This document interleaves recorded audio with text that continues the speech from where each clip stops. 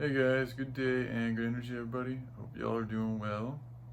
So I want to talk a little bit about, my strategy about us all leaving the cities and, growing our own food and building new buildings and all this type of stuff.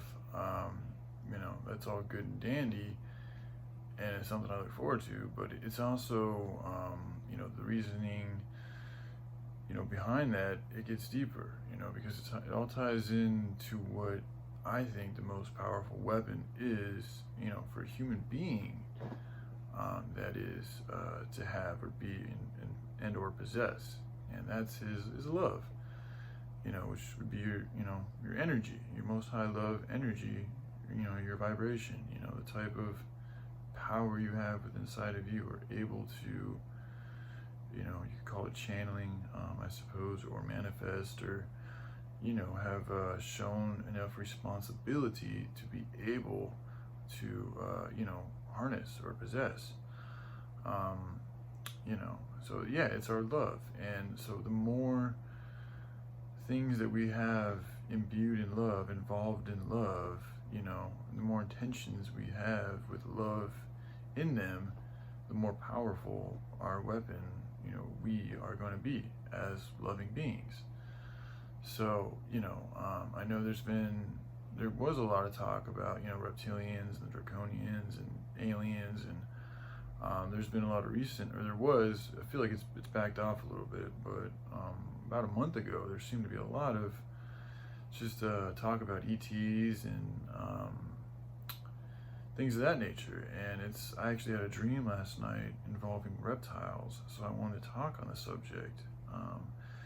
And this actually takes me back to one of the first YouTubers I saw. I mean, he's not really a YouTuber.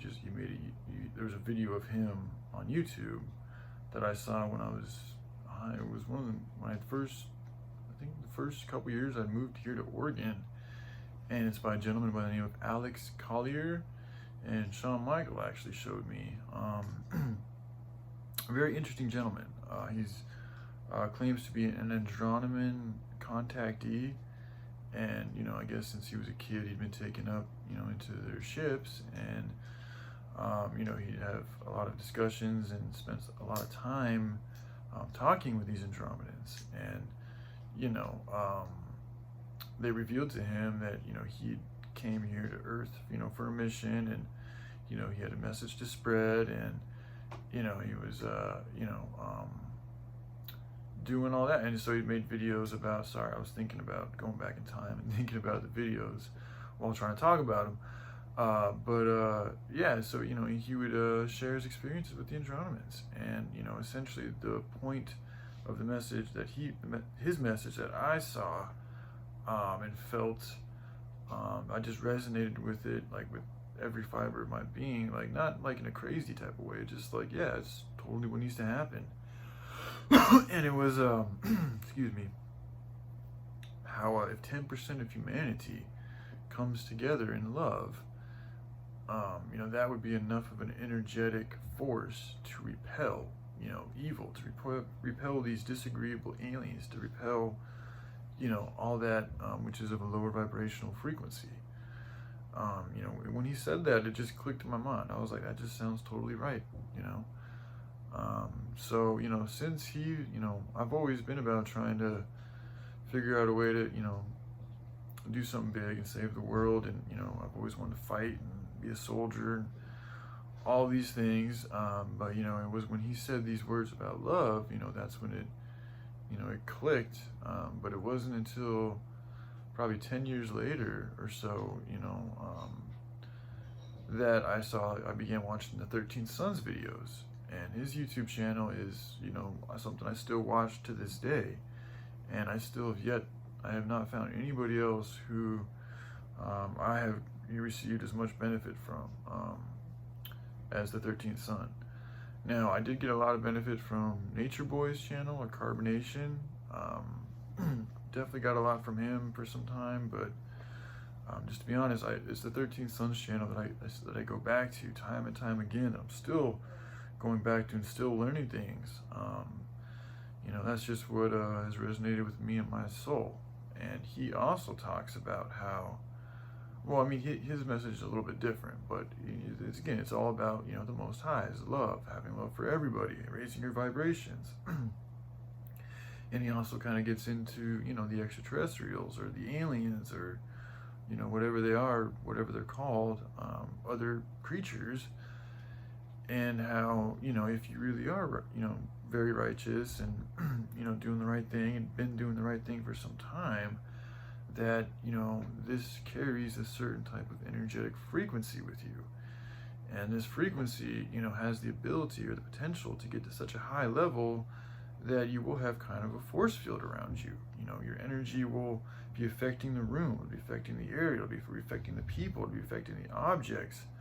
All these things around you will be affected. It's like almost having a force field, a shield, a force shield around you at all times.